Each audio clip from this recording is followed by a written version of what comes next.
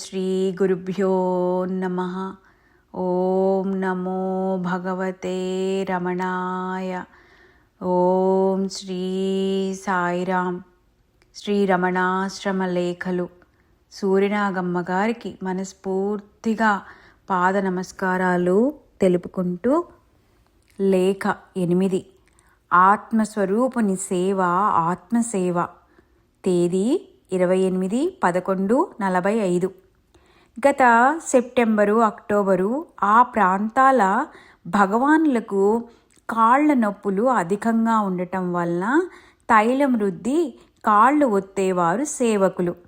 మిగతా చొరవగల భక్తులంతా అరగంట చొప్పున వంతులు పడి కాళ్ళు ఒత్తటం ప్రారంభించి సమయాతిక్రమణ ప్రారంభించారు. సేవకులను సహితం రండి పొండి అని తప్ప రా పో అని పిలుచుటకే ఒప్పని భగవాన్ ఇందుకు సహించగలరా? ఖండించి వలదనుట వారి పని కాదు. అందువలన చలోక్తిగా, మీరంతా కాస్త ఆగండయ్యా, నేను కాసేపు ఈ కాళ్ళు ఒత్తుతాను, నాకు మాత్రం ఆ పుణ్యం కొంచెం రావద్దు అని వారి చేతులు తొలగించి తామే కాళ్ళు ఒత్తుకోవటం ప్రారంభించారు. నాకు చాలా విచిత్రంగా ఉండటమే కాకుండా, ఏ నరాల్లోనైనా శ్రీవారి పాదాలంటి నమస్కరిద్దామని కోరిక ఉంటే దీంతో పూర్తిగా నశించిపోయింది.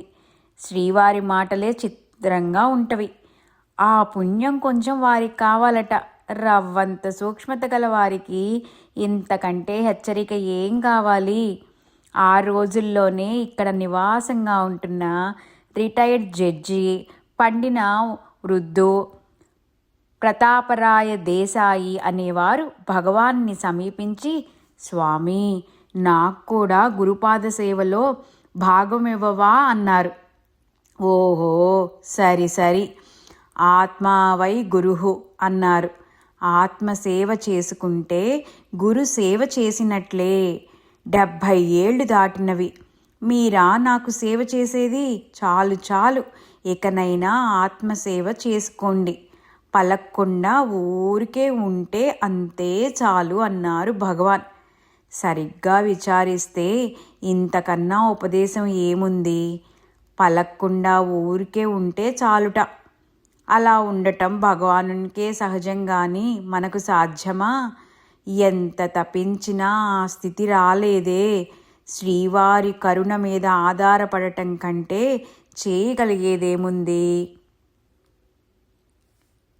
సూర్యనాగమ్మ గారికి మనస్ఫూర్తిగా పాద నమస్కారాలు తెలుపుకుంటూ, ఓం నమో భగవతే రమణాయ. ఓం శ్రీ సాయిరాం. ఓం శాంతి శాంతి శాంతి.